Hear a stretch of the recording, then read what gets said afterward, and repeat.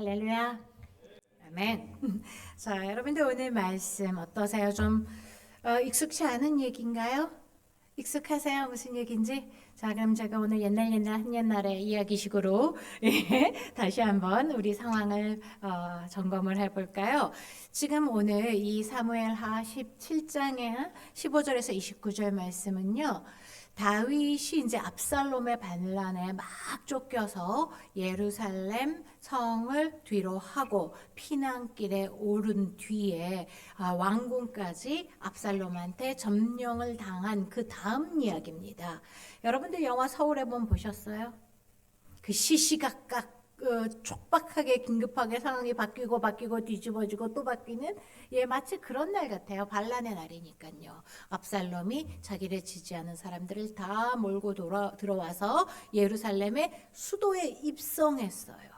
그리고 왕궁을 뺏고 다윗과 다윗을 따르는 사람들은 이제 울며 피난길을 쫓겨가고 있는 중입니다. 이 앞에 15장 30절을 보면 이렇게 기록되어 있거든요. 다윗이 감란산 길을 올라갈 때에 그의 머리를 그가 가리고 다윗이 머리 가리고 맨발로 울면서 가고 그와 함께 가는 모든 백성들도 각각 자기의 머리를 가리고 울며 올라가니라.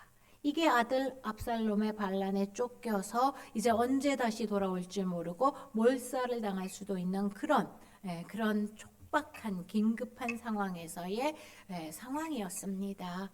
이때 이제 압살롬은 왕궁에서 묻습니다. 아히도벨이라는 자기 신하한테 어떻게 했으면 좋겠냐? 어떻게 하면은 이제 완전히 다윗을 제거하고 우리가 이 승리를 굳힐 수 있겠느냐 물어서 이제 아히도벨이 이러이러하게 하라라고 이야기를 했어요. 지금 금방 막 울며 쫓겨가고 정신이 하나도 없을 이때 기습작전으로 다윗을 죽이자. 그러면 따르는 자들은 흩어질 거다. 자, 어때요? 좋아 보이나요? 좋은 제안, 대단한 전략 같아요.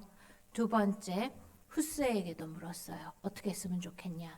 그랬더니 후스가 아니다. 다윗은 완전히 전쟁에 능한데 그렇게 해서 잡을 수 없을 거다. 그러니까 사람들을 더 많이 끌어모으고 압살롬도 전쟁에 가고 해가지고 한꺼번에 죽여야만 할 거다. 이렇게 말을 했는데 사실 후세의 생각은 따로 있었습니다. 후세는 다윗의 친구로서 시간을 벌고 빨리 이 긴급함을 다윗한테 알려서 어떻게 해서든지 전략과 대책을 세우게 만들고 싶었던 거예요. 그래서 이제 이 오늘 본문 말씀은요. 후세가 그 말씀을 어떻게 해서든지 다윗한테 전해야 되잖아요.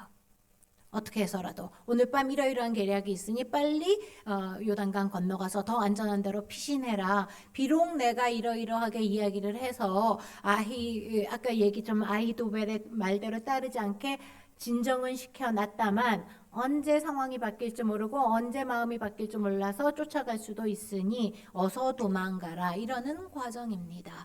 이 과정에서 오늘 본문 말씀 우리는 하나님의 사역자가 어떤 사람인가? 하나님의 사역자는 어떠해야 하는가? 이것들을 한번 찬찬히 생각해 보고자 하는 겁니다. 자, 오늘 말씀을 보면은요. 15절에 결국 하나님의 사역자는 누굴까? 지금 전세는 어디로 기울어가는 것 같아요?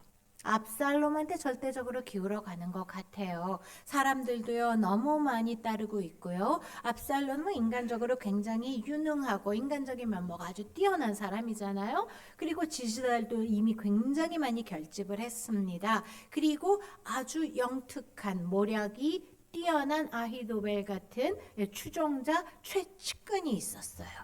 그리고 이미 전세에 왕궁 버리고 수도 버리고 떠났으면 끝난 거죠. 언제 다시 돌아와서 이거를 재점령을 하겠습니까? 전세로 봐도 이미 게임은 끝난 것 같습니다.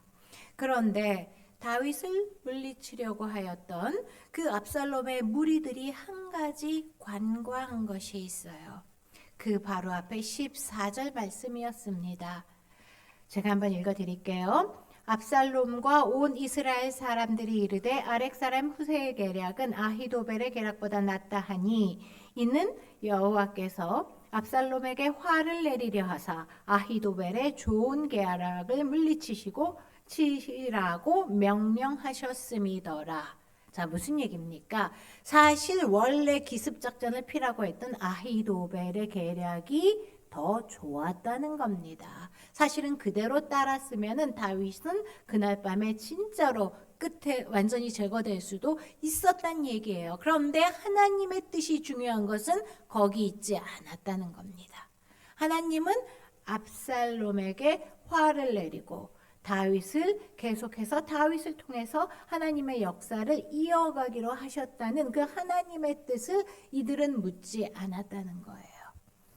하나님의 그 뜻을 묻고 분별한 자만이 이제 다윗의 역사 또는 다윗을 사실은 통해서 이루고 하려고 하시는 하나님의 역사에 동참하는 사역자가 될 수 있었다는 이야기입니다. 압살롬의 탁월한 면모, 그 보좌진의 영특함, 계략, 책략, 지지자, 전세, 상황 이런 것들을 다 뒤로 하고라도 그런 상황에도 불구하고 하나님의 사역자는 오직 하나님의 뜻을 먼저 구하고 분별하는 자들입니다. 그리고 이제 두 번째, 하나님의 사역자는 그 분별한 뜻에 실제로 헌신하는 자들입니다. 오늘 본문 말씀에서 보면요, 여종도 나오고요.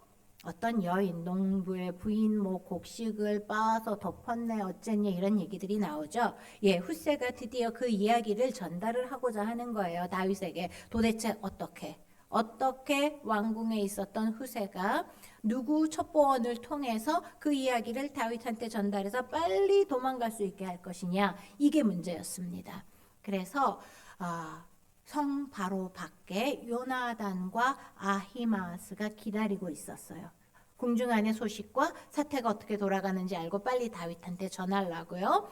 그들은 누구냐? 대제사장 아비아달과 사독의 아들들이었고 본인도 제사장이었습니다. 그래서 이제 서성거리면서 초조해하면서 무슨 소식이 오나, 왕궁 상황은 어떻게 돌아갈 거냐, 어떻게 됐냐면서 우물가에 서성이고 있었습니다. 그때에 국내에 있던 소식을 여종 하나가 우물로 나와서 요나단과 아히마스에게 전달하고 있다는 그 얘기가 오늘 본문의 시작입니다. 엔로겔이라고 하는 그 예루살렘 외곽에 있는 한 우물이에요. 지금 요배 우물이라고도 불리는 같은 우물이라는 그런 얘기들이 있습니다. 바로 이곳에서 여종은 그 두 사람의 제사장을 만나서 이러이러했고 후세가 이러니 빨리 도망가라고 했다, 이 얘기를 전달하는 중입니다. 그리고 그것을 이상하게 여긴 사람이 압살롬한테 가서 밀고를 해요. 두 사람이 서성거리고 있고 그 두 제사장들이 결국은 이러한 일을 벌이고 있는 것 같다. 자, 바로 그 대목입니다. 누가 하나님의 사역자일까? 자, 초조하고 이 반란의 시기에 다윗을 지지하면서 끝까지 그를 따르던 제사장들 요나단과 아히마스, 당연히 하나님의 사역자겠죠. 근데 한 번 더 생각을 해봅시다. 이 긴급한 상황에서 그냥 여종으로, 사회적인 하층으로, 지금 여기에 이름도 기록되어 있지 않습니다. 어느 여종인지 그냥 이름도 없는 쉬프하 여종이라고 써있는 그 한 여종이 목숨을 걸고 지금 이 제사장들에게, 요나단 아히마스에게 이 사실을 전달해주는 첩자의 역할을 같이 하고 있다는 사실입니다. 모두가 다 훌륭한 여호와의 사역자, 하나님의 사역자 맞죠. 그러나 한편으로 생각하면 요나단과 아히마스는 그나마 제사장입니다. 이름 있는 가문의 대제사장의 아들이에요. 자기가 이 일을 하면서 성경에 벌써 이름도 몇 번이나 기록이 됐잖아요. 네.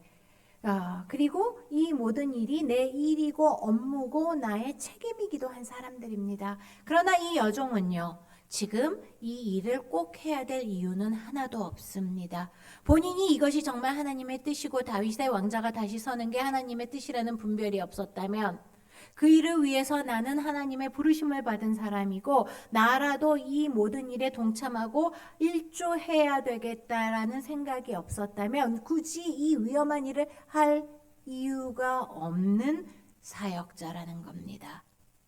자, 그렇게 해서 드디어 압살롬에게까지 밀고가 들어갔고요. 압살롬의 종들이 이제 요나단과 아히마아스를 잡으러 뛰쳐나왔습니다. 그랬더니 너무 긴급해서 요나단과 아히마아스가 길거리 아무 집이나 들어갔어요. 그리고 그 집의 우물 뚜껑을 열고 그 속으로 몸을 피했습니다. 팔레스틴은 건기가 심했기 때문에 아마도 예전에 우리 우물처럼 집집마다 땅에서 물이 나오지는 않겠지만 수조를 만들어 놓고 물을 이렇게 늘 부어 놓고 그것을 이제 보관하고 있었던 것 같습니다. 그런 우물이 지금 건기라서 아마 말라 있었나 봐요. 그래서 요나단과 아히마아스를 집주인이 얼른 거기에다 숨겨줬어요. 그리고 나니까 그 농부의 부인이 그 위에를 우물을 뚜껑으로 덮고 마당에서 말리던 곡식들을 쫙 돗자리 펼치고 그 위에다 곡식으로 가리고 그래서 완전히 위장을 한 상태입니다. 그랬더니 밀고 있던 그 압살롬의 종들이 와서 못 봤냐? 사람 못 봤냐? 여기 요나단 아히마아스 지나가지 않았냐? 어디 갔냐 했더니 못 봤다. 그냥 저쪽 시내로 갔나 보다. 그리고 이제 계속 천연덕스럽게 곡식만 널고 있었던 거죠. 이렇게 해서 결국 그 자리에서 이 이름 없는 또 다른 농부의 부인이 요나단과 아히마아스를 구해줍니다.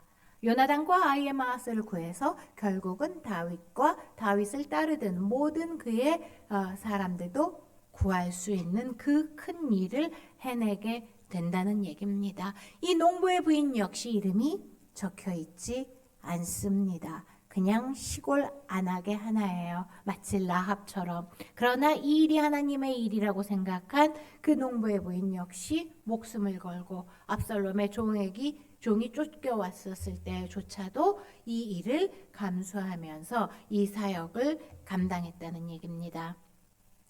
여러분 오늘 찬양에 너무 많이 은혜 받으셨죠? 예. 저도 이 목요 찬양에 우리 찬양팀들 함께 찬양할 때에 참 많은 큰 은혜를 받아요. 우리 학기 시작한 지 얼마 안 됐으니까 한 지난주나 지지난주쯤이었던 것 같습니다. 제가 또 찬양을 부르면서 따라 부르면서 너무 큰 은혜를 받았는데 그날의 찬양에 특히 은혜를 받았던 찬양이 무엇이었냐면요. 하나님의 부르심에는 실수가 없으시다. 하나님의 부르심에는 후회하심이 없으시다. 여러분 잘 아는 찬양이죠. 한번 해볼까요? 중간만 뭐예요?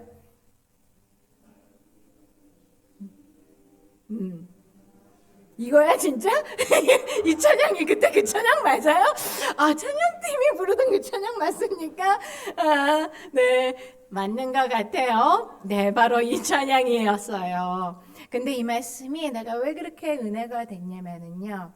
조금 그날 완전히 새롭게 와닿았기 때문이에요. 바로 몇 주 전이었는데요. 제가 예전에 이 찬양으로 큰 용기와 위로를 받을 때는요. 이럴 때였습니다. 특히 유학생활에.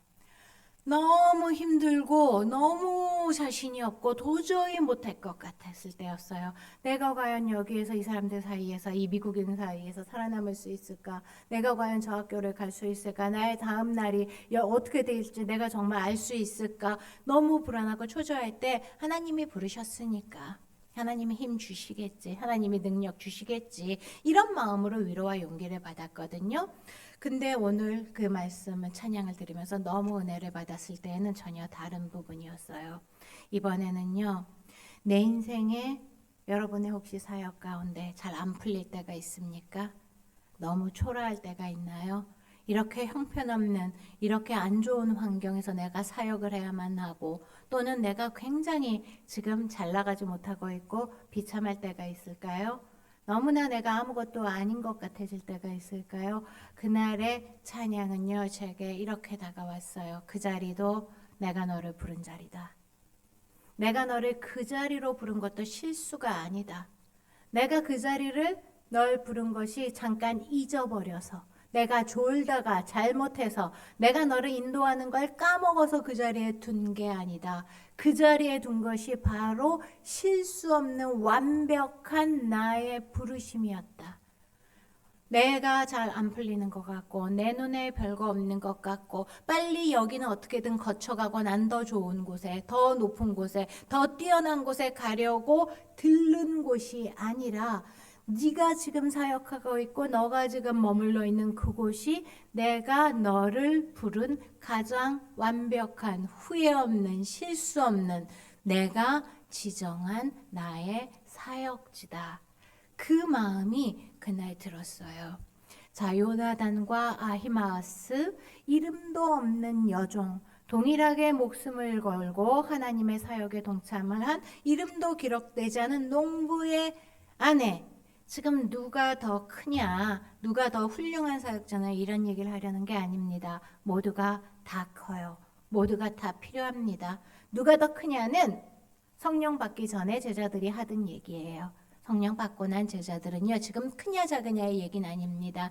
그럼에도 불구하고 저에게 너무 큰 감동과 감격이 몰려온 건 이겁니다. 하나님, 제가 그걸 할 수 있다고 믿으셨어요. 내 이름이 기록되지도 않을 것이고 환경이 형편없을 것이고 아무도 알아주지도 않을 것이고 그곳에서조차 제가 하나님의 양을 먹일 거라고 절 믿으셨습니까? 그래서 저에게 이 일을 맡기셨습니까? 왜 나를 믿으십니까? 선한 것도 없고 의로운 것도 없는 자인데. 입장을 바꿔서 여러분이 한번 생각해 보실까요? 여러분이 어떤 일 두 가지를 누군가한테 친구한테 맡겨야겠어요. 하나는요 좀 뽀대 나는 일이에요. 그래서 그걸 한다고 지도 뭐 손해 날 건 없어요. 뭐 나도 좋지만 지도 좋은 일이에요. 이런 일을 누군가한테 맡겨야 돼요. 또 한 가지는요. 걔한테는 정말 힘들고 좋을 게 하나도 없을 일이에요. 근데 너무너무 중요한 일이에요. 지한테 돌아가는 것도 하나도 없어요. 그리고 어쩌면 목숨을 걸어야 될 수도 있어요. 그리고 그 목숨을 걸었다고 이름을 남기지도 않을 수도 있어요. 여러분 두 번째 일을 누구에게 맡기시겠어요? 누구한테 그 일을 맡기면 좋을까요? 정말 내가 믿고 친한 사람 아니면은 웬만해서는 그런 일은 해달라고 말 못하겠죠. 여러분이 그런 사역지에 계십니까? 돌이켜서 생각해 보실까요? 하나님은 나를 이렇게까지 믿으시나? 하나님은 나를 이렇게 친하다고 생각하시나? 나 같은 사람을 선할 것도 없고 의로울 것도 없었고 늘 내 욕심과 내 뜻과 내가 높아지기를 그렇게 바라는 나한테 왜 하나님 나를 이렇게 믿으셨어요? 그 감격이 저에게 너무나 밀려와서 너무 죄송스럽기도 하고 너무 죄송하기도 하고 또 한편으로는 너무 감격적이기도 하고 그런 감동이 저에게 하루 종일 있었습니다. 그런데 한편은요.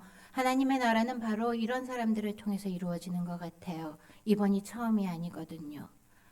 느헤미야서에서는요. 하나님의 무너진 성전을 재건해야 되죠. 그래서 그 편안하게 안락했던 땅을 버리고 수많은 포로가 돌아와서 아무것도 없는데 주변의 위협과 협박과 조롱에도 불구하고 매일매일 낮에는 일을 하고요. 밤에는 창을 들고 그걸 지켜야 되고요. 또 누가 쳐들어오나 파수꾼을 세웠어야 됐었어요.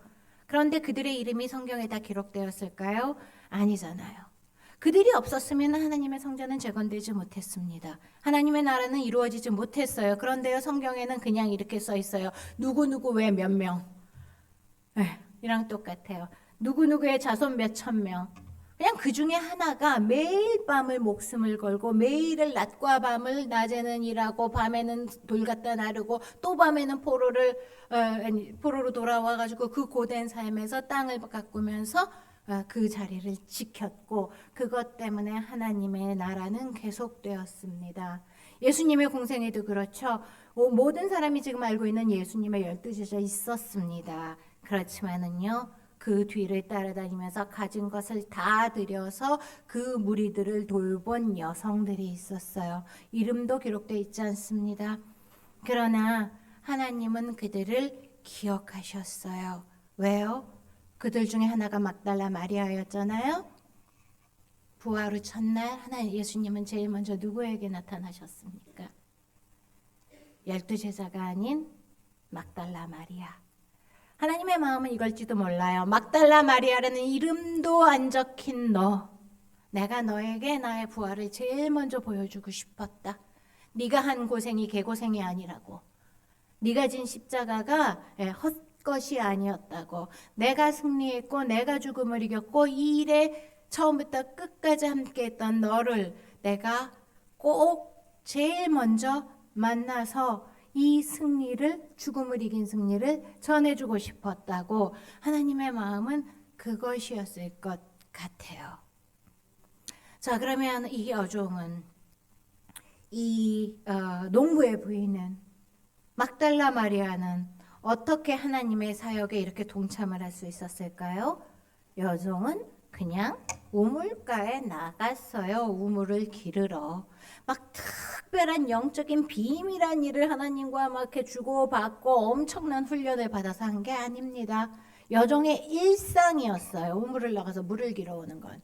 근데 그 일상 때문에 의심을 받지 않았어요. 오히려 눈에 튀는 거는 우물가에서 오락가락하던 제사장들이죠. 여종은 매일매일, 여자들은 매일 우물에서 우물을 길었기 때문에요. 하나도 의심스럽지 않았습니다. 그의 그 일상이 하나님의 나라를 이루는 데 사용된 겁니다. 농부의 부인은 어때요? 대단한 훈련을 받았고 대단한 영적인 비밀을 알아서 하나님의 사역을 동참했을까요? 아닙니다. 농부의 부인도 똑같아요. 자기 마당에서 어머니들 하시는 거 있잖아요. 곡식 볕에다 넣는 거 엎드려서 그러다가 제사장이 와서 숨으니까 그 곡식 덮어서 그들이 매일매일 하찮게 여겼던 그 일상, 그들이 매일매일 별것 아니라고 얘기했었던 나는 왜 여기서 여종밖에 안 됐을까? 나는 왜 남자로 못 태어났을까? 그럼 나도 제사장 했을 텐데. 나는 왜 도시에서 대단한 집안에서 못 태어났으려나? 나도 좀만 더 교육을 받았었으면. 이러지 않았습니다. 그들의 매일의 그 일상이 하나님 나라의 쓰임을 받았어요. 예. 바로 그것 때문에 그들은 다만 목숨을 걸고 자기가 하던 일에 그 일상에 최선을 다했었을 때 하나님이 때를 따라서 부르시는 그날이 있었다는 겁니다. 여러분이 오늘 하고 있는 일상, 알바를 할 수도 있을 거고요. 공장에서 일을 하고 학교를 다 오느라고 너무 지치고 피곤할 때도 있을 것이고요. 그리고 밤에는 교회를 가가지고 또 철야 예배를 해야 될지 새벽 예배를 해야 될지 사순절 특별 기도회를 해야 될지 그럼에도 불구하고요. 우리가 하는 모든 일은 거쳐가는 길이 아니라는 겁니다. 이거를 다 통과하고 나면 하나님이 날 좀 멋진 근사한 목사 자리에 앉혀줄까? 더 큰 교회에 보내줄까? 더 좋은 사역주로 보내줄까가 아니라 지금 바로 여기가 하나님이 나를 부르신 자리고요. 내가 오늘 매일매일 감당하고 있는 친구와의 관계, 공부하는 하루하루 시험 준비, 하루하루 교회에서 아이들하고 놀아주는 이 시간이 바로 하나님이 나를 부르시는 후회하심이 없는, 실수 없는, 나를 까먹어서가 아닌 가장 완벽한 나를 원하시는 바로 그 자리였다는 겁니다. 막달라 마리아는요, 그러면 어떻게 해서 부활의 첫 증인이 되었을까요? 그날 갑자기 큰 영감을 받아서 새벽에 달려나왔을까요? 아니잖아요. 막달라 마리아는요, 그냥 맨날 예수님을 따라다녔어요. 십자가 옆에서도요, 끝까지 그 자리를 지켰고요. 예수님 시신이 매장이 되는 그 현장에도 끝까지 있었습니다.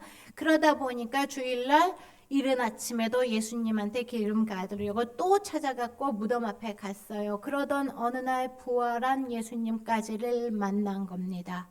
우리가 매일매일 인도하는 예배, 매일매일 인도하는 기도, 매일매일 찬양하는 그 찬양, 그 모든 자리를 우리가 꼬박꼬박 나가서 기다리고 주님을 기다릴 때에 주님은 부활의 증인으로 우리를 세워주십니다. 어떤 선한 사마리아인이라는 얘기인데요. 8세기의 독일에서 훌륭한 목회를 하던 진 프레드릭 오버린 목사님이 있었답니다.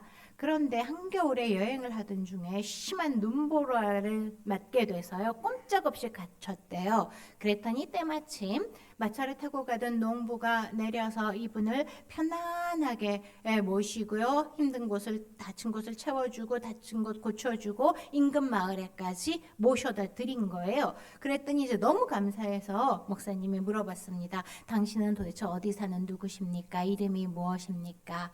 그랬더니 이 농부가 물어보더랍니다. 목사님 맞으시지요? 그러면은 선한 사마리아의 이름은 무엇입니까?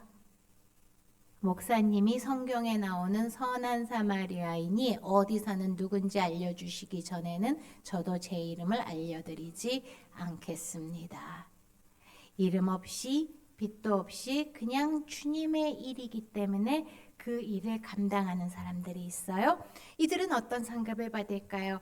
느헤미야에 보니까요. 저 뒤에 43절에 보니까 그들의 기쁨이 충만해서 이름이 성경에 적힌 자나 안 적힌 자나 동일하게 기뻐서 찬양을 하고 함께 뛰놀며 하나님의 나라의 기쁨을 맛보았다고 합니다. 여러분 저도 장담할 수 없는 1년 10년 뒤 일 우리가 어떻게 하자고 말하지 않을게요. 그러나 오늘 주님이 혹시 여러분 마음에 감동을 주시고 하나님이 나를 왜 이 자리에 불러주셨는가가 감격스럽다면 오늘 하루라도 우리도 빛도 없이 이름도 없이 주님의 사역자가 되어 봅시다. 그리고 내일은 또다시 내일의 은혜를 주실 주님 앞으로 다 함께 내일 나갑시다. 기도합니다. 하나님 감사합니다. 이렇게 연약하고 어리석고 늘 얄팍한 우리를 주의 사역자라고 부르셔서 이 자리를 지키게 해주심을 감사드립니다. 매일매일 주님 앞에 나가는 그 어느 날 하나님 우리는 또 다른 주님을 만나고 부활하신 주님을 만날 줄로 믿습니다.